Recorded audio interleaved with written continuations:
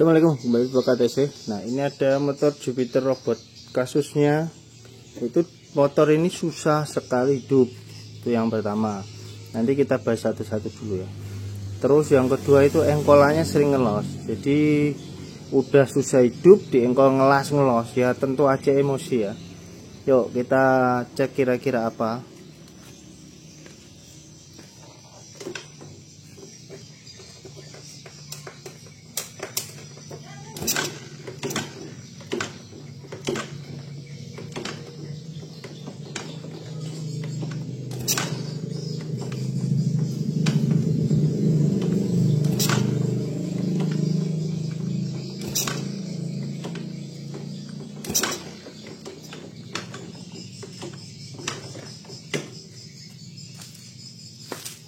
Jadi seperti itu ya kan bro.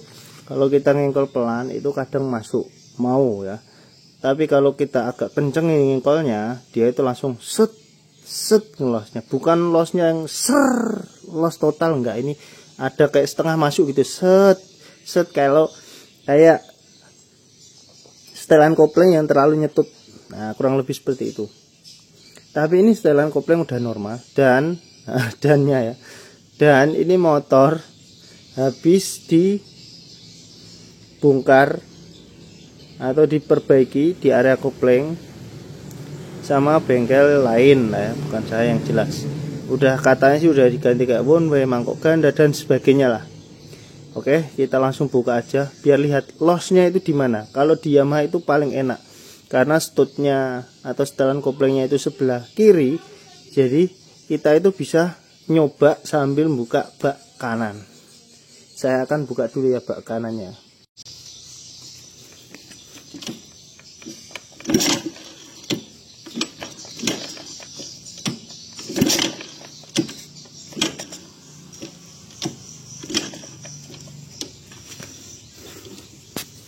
Slipnya di sini ya. Bukan di sini. Kalau di sini kan langsung los total nih, ser. Nah ini sini los kampas kopling. Padahal katanya kampas baru nih, baru.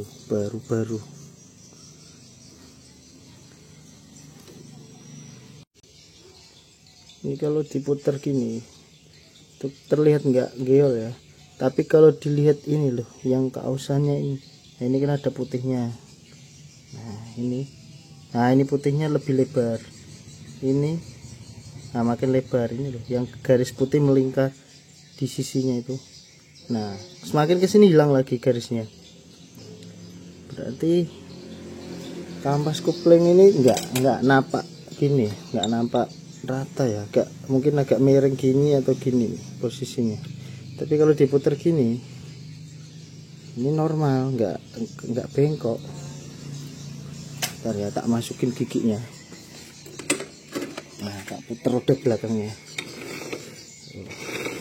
Ya terlihat lurus saja. Tapi untuk ininya, nah ini yang ada putihnya ini ada putihnya, ya kan? Nah ini makin banyak putih-putihnya. Nah ini makin hilang. Oke Kang Bro, ini udah saya bongkar. Jadi saya mau analisa sedikit. Seperti yang saya bilang tadi ya, di bagian ini ya kan, di bagian ini itu ada terjadi perbedaan. Ini loh, maksudnya perbedaan apa sih? Coba ke tempat terang. Nah di sisi sini, nah ini kan ada kayak goresan putih ya kan, sedangkan di sini itu sedikit. Seakan-akan kampas kopling itu letaknya tidak di posisi paling tengah, tidak center. Nah ini loh, ada gesekan putih ya kan di pinggir sini nih. Nah makin ke sini ya hilang ya kan, hilang. Nah hilang, nanti di sini muncul lagi putih. Nah ini muncul lagi putih kayak gitu. Jadi setengah lingkaran nih kayak bergesekan dengan kampas dan setengahnya enggak, seakan-akan tuh seperti ini. Tak contohin. Nah ini kan kampas, jadi ketika dipasang itu kampas tuh gini. Nah yang sini enggak gesekan, yang sini gesekan. Ini kampasnya itu enggak ori ya, walaupun katanya habis diganti. Memang kalau dilihat ya masih tebal, cuman enggak ori. Ini kelihatan sebenarnya nggak ori itu nggak cuman, kadang orang kan berpikir kampasnya yang mudah bantet dan apa macam-macam lah. Sebenarnya tingkat kepresisiannya juga kurang. Kayak gini loh contohnya, nggak ori itu. Nah ini ya, tak goyang. Nah, longgarnya itu terlalu banyak, ya kan? Nah longgarnya, kalau dia nggak presisi di tengah, yang sebelah sini tuh keluar jalur, yang sebelah sini malah kurang. Nah kayak gitu, dia itu gini. Mana mungkin bisa di tengah mas, kan ada center sininya ya. Ya seharusnya sih nggak mungkin bergeser terlalu jauh, karena ini kan posisinya udah sesuai dengan yang ada di hose couplingnya. Tapi di sini sekali lagi ada masalah juga di area sini. Nah ini udah keling-kelingan, tapi kelingannya busuk ya, kayak gini. Lihat.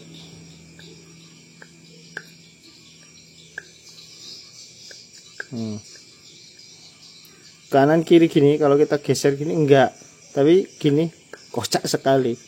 Nah, ini berarti bukan karetnya, tapi kelingannya yang busuk, yang enggak bagus, ngelingnya kurang ngepres, kurang dalam. Lah lihat ini kelingan macam kayak gini itu apa?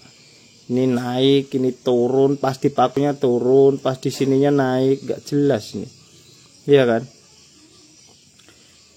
Nah, kalau kita geser gini enggak, tapi gini dia. Ya ini kan kalau ini enggak bagus posisi, mendingan dia enggak geser ke atas ya kan, mendingan ini kalau misal ada pilihannya opsi ya.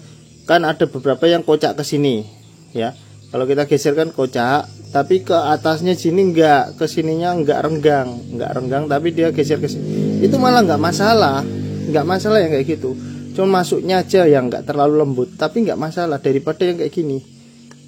Karena posisi kampas kopling ini itu bertumpu di sini. Lah kalau di sini gelombang dia, otomatis kampas kopling ini dengan plat atau dengan press klatnya ini dia akan gini posisinya. Bermain bahasanya gitu ya, bermain gini. Nah, dia seperti gelombang-gelombang gitu. Bermain. Setiap ini putaran kan, karena ini posisinya seperti ini juga gelombang. Akhirnya mudah sekali selip. Ini tak contohin kampas kopling yang original ya, tak ambilin. Nah ini kampas kopling yang original, dan ini kampas kopling yang non ori tadi yang saya contohin udah kocak ya, itu kayak gini. Jaraknya itu terlalu jauh. Nah, kalau yang original tuh ada kocak cuman sedikit, maksudnya spilling itu selalu ada tapi sedikit. Ada tapi sedikit, pergerakannya itu enggak banyak.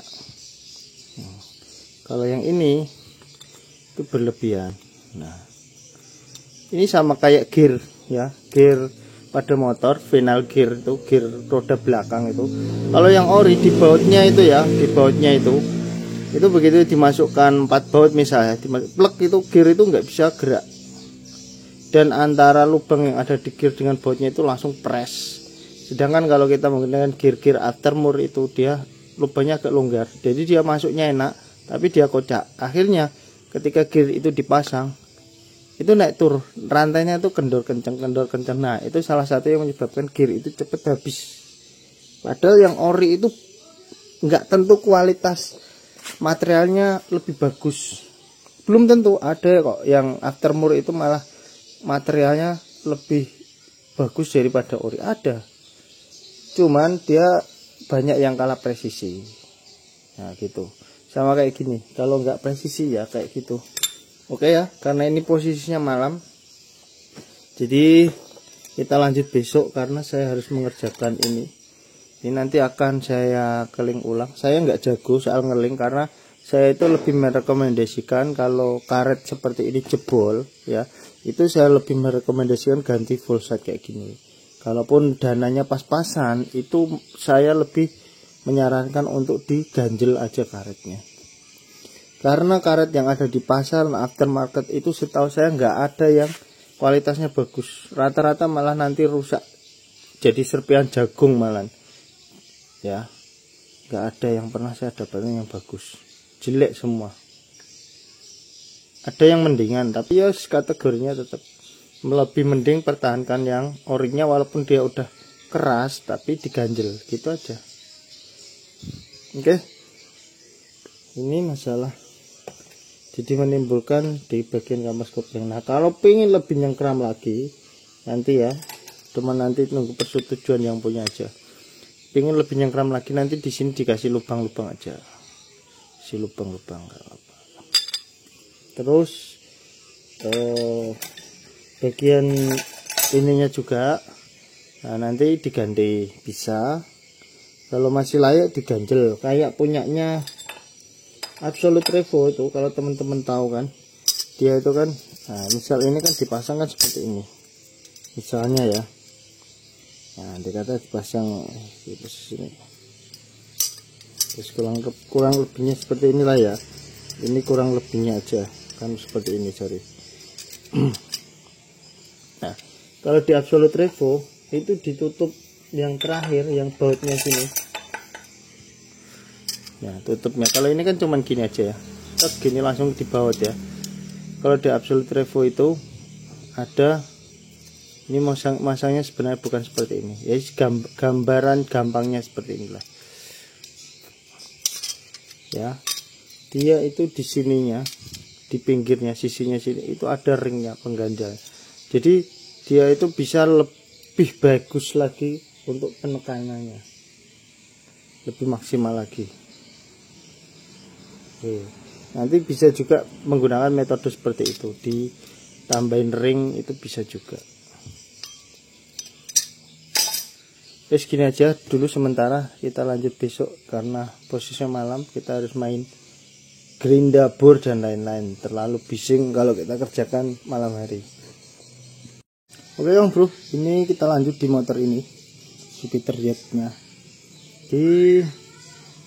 Ini saya ganti kampas kopling yang original sama plat koplingnya ini ya, plat pegasnya. Nanti kalau masih nggak bisa, masih ngelos ya, kurang maksimal, nah nanti kita akan lakukan penggantian di bagian press clutch-nya, press clutch ininya, karena tadi sempat saya temukan itu indikasi dia itu geol ya, geol.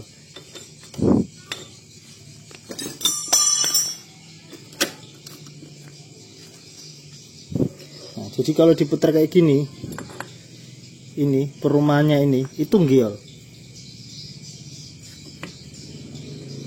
Nah ini kalau diputar kayak gini tuh ya geol dia. Nah muternya, lihat muternya ya, naik turun, naik turun. Tapi kalau diputar asnya aja gini, dia lurus, nggak naik turun. Kemungkinan besar ada masalah di bagian ini. Nah ini kalau diputar gini naik turun dia. Dari sini kelihatan sekali kalau dari atas ini. Dia tuh megol-megol, tau gak, balance. Tapi terkadang itu aman aja karena posisi kan dia tergantung press clutch-nya juga. Ini kan ada pasangannya ini. Oke, terus yang di bagian rumahnya yang tadi kita cek itu goyang, sekarang udah saya press lagi. Nah ini press lagi. Menurut informasi ya, tadi saya tanya sama yang punya itu memang habis dibongkar karetnya di sini. Nah ini udah kita keling lagi dan posisinya rata ya. Nah, saya menggunakan baut, tapi insya Allah aman karena kita nggak ngandalin baut tok ya. Jadi jangan berpikir kita pasang baut terus dikunci dari sini, udah enggak. Jadi kita press juga pakai alat press bertekanan. Kita press, kita baut juga, kita press. Jadi insya Allah aman. Dan untuk bagian sininya juga udah saya ratakan ya. Nah, ini yang menentukan juga karena yang tadinya ini kan buka-buka. Nah sekarang ini enggak, udah kenceng. Nggak tahu itu yang ngepres sebelumnya gimana. Kalau nggak bisa ngepres, nggak usah main press ganti karet. Kalau nggak bisa, wes ngomong aja angkat tangan, aku nggak bisa gitu. Karena aku juga sering kayak gitu ya. Dapat kasus motor, misal ada orang, Mas ganti karet gearnya ya, nggak bisa, aku bilang gitu ya. Karet kopling nggak bisa ya, nggak bisa, aku bilang gitu. Tapi kalau garapan full ya bisa, nggak bisa harus saya garap. Gitu ya prinsip saya. Kalau ini kan motornya kan masalahnya bukan ngelos saja, jadi hidupnya susah. Pokoknya nanti kemungkinan bongkar akan kita bongkar di bagian sini, cuman di video yang lainnya ya.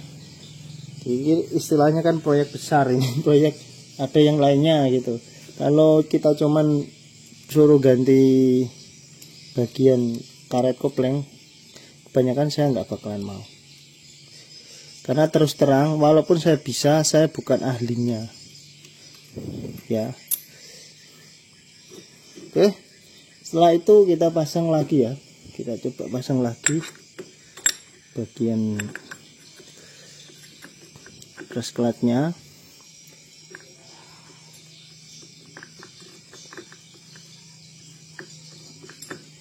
Aman toh.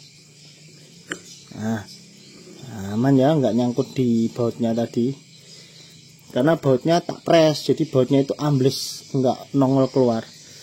Terus ini kayaknya ada bearing di sini nih, jatuh atau bearing lain nih. Oh, lain ya. Terus kita coba kunci ya bro. Nanti saya akan kunci, terus saya ganti kampas koplingnya. Ini yang ori, baru saya rendam dengan oli. Nah, kita akan kunci dulu bautnya, terus kita pasang dan nanti lihat hasilnya ya, apakah masih selip atau enggak. Kalau setelan fix, setelannya di sana itu aman sekali setelannya, udah diputer-puter kok. Belum saya bongkar juga udah saya cek setelannya itu aman. Memang dia ngelos gitu aja. Kalau saya rasa sih masalah di ininya juga ngaruh. Karena ketika ini enggak stabil, nah sedangkan porosnya kan berbeda, ini dengan ini porosnya berbeda. Ini mengikuti sini, sedangkan yang ini mengikuti asing nih. Jadi saling tarik menarik. Dia kalau nggak presisi atau nggak balance ya kayak gitu ngelos.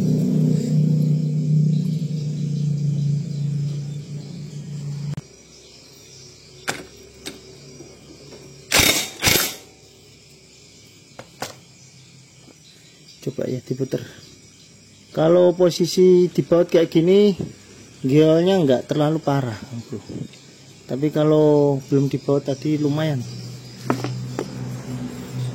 Motornya kotor sekali loh. Dibersihkan masih kayak gini. Ya sekarang kita coba pasang kampas koplingnya.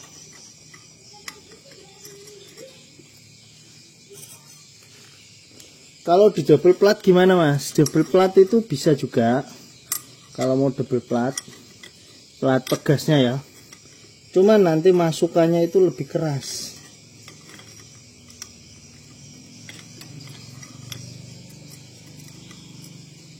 Bener kok, tapi kok nggak masuk. Oh, kurang pas.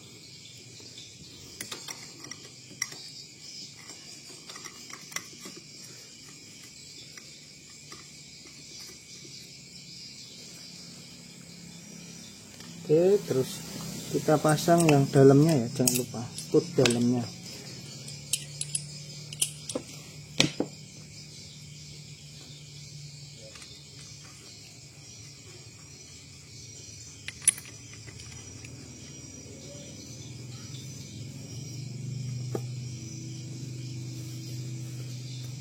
Terus pasang press clutchnya di yang ada celah ompong, nanti kita sesuaikan dengan yang di sini lebar kayak gini.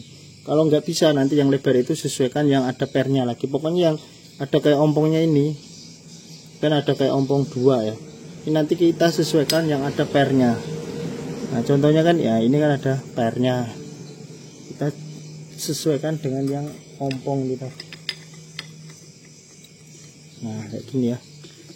Ini kalau dirasa kayak gini ya langsung set gitu, padahal ini belum ditekan. Sebenarnya ada trik lagi kalau mau lebih ekstrim, kalau lebih kencang lagi, pengen lebih kencang. Jadi ini ya, ini kita gerinda, kita kurangin lah, misal kurangin 2 mili dulu ya kan, atau 1 mili dulu, karena semakin ini tenggelam semakin masuk, si pegas ini juga akan semakin ketarik dalam.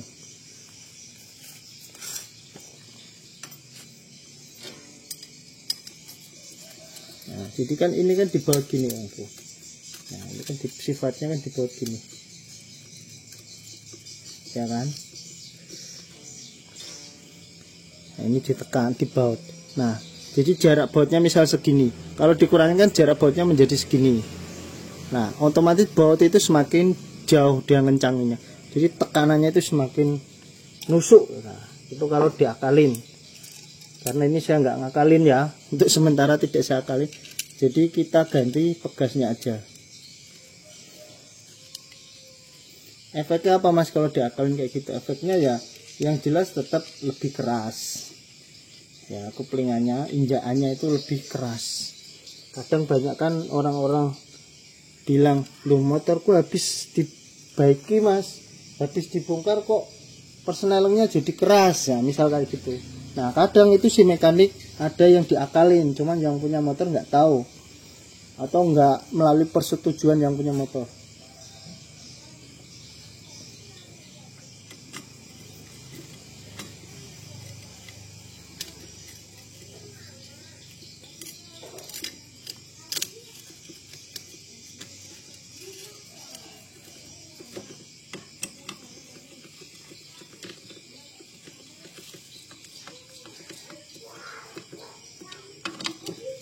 Ini mentok gini, kalau diakalin dia masuk lagi kan gitu. Ini kalau kita lihat platnya, plat yang mataharinya tadi, kalau tadi misal posisinya kayak gini ya, dikencengin dia itu, yang tadinya misal kayak gini dikencengin itu dia makin makin gini, karena kan yang sisi luarnya ini kan pinggirnya kan ditekan ya, tadinya gini terus ditekan si pinggirnya sini, dia makin gini. Nah kalau ininya di gerinda yang tadinya agak gini, ini posisi udah paling kencang, udah agak gini, dia langsung lurus gini ya. Ada yang tergantung tingkat gerindanya, ada yang misal tadi kayak gini dibikin agak lurus dikit, takutnya malah kebalik gini ya, dibikin agak dikit gini, yang penting dikit. Ada yang dibikin sampai lurus.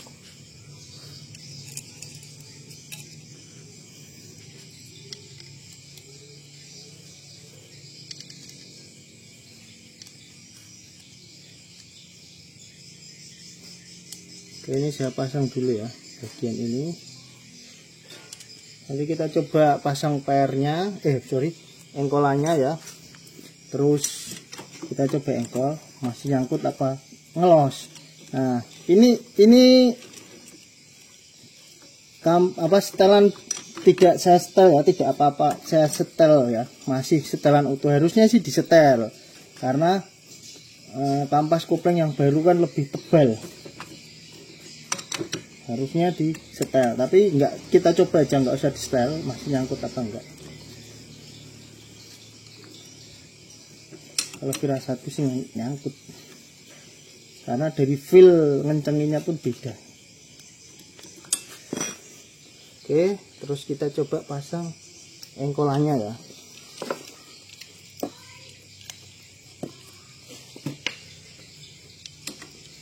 Sesuaiin yang bener.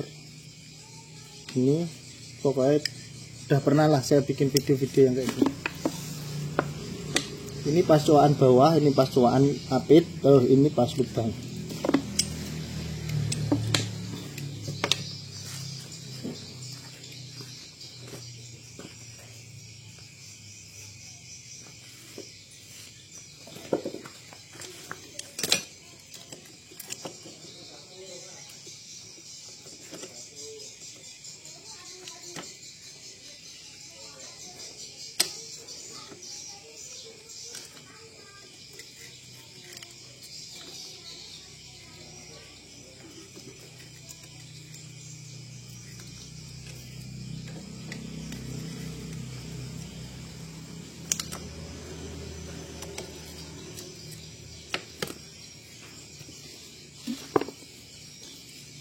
Oke, sekarang kita coba engkol. Oke ya.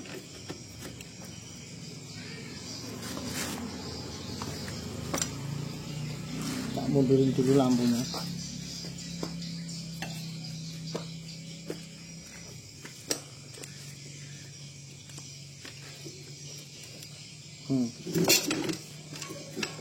Nyangkut ya, Bro. Oh, di engkol kuat pun. Nah, nyangkut. Kalau tadi, kalau kita hentakin gini dia seret ngelos, ya kan, seret ngelos. Kalau ini kita hentakin gini, enggak, aman ya. Nah, aman. Kalau nggak kuat ya nggak kuat gitu aja, nggak ngelos. Nah, ya kan. Nggak kuat ya nggak kuat. Nah, oke Kang Bro, ini udah saya tutup. Kita langsung coba ya. Udah saya setel juga di bagian sana.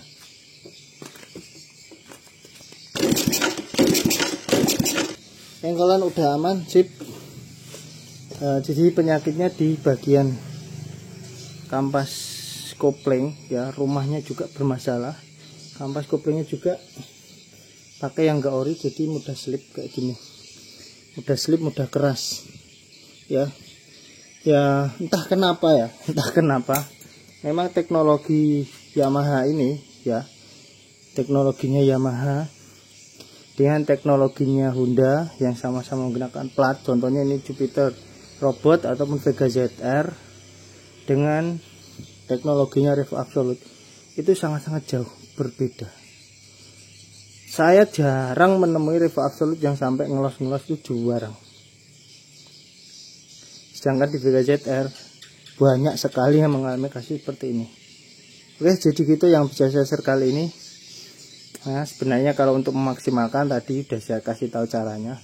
Bisa digerinda di tempat bautnya lebih dalam ya, ataupun double plat, ataupun kalau misal pingin yang lebih ekstrim lagi ya, ininya dilubangin biar ada grip. Ini contoh punyanya Revo Absolute kayak gini plus platnya. Nah, di posisinya seperti ini.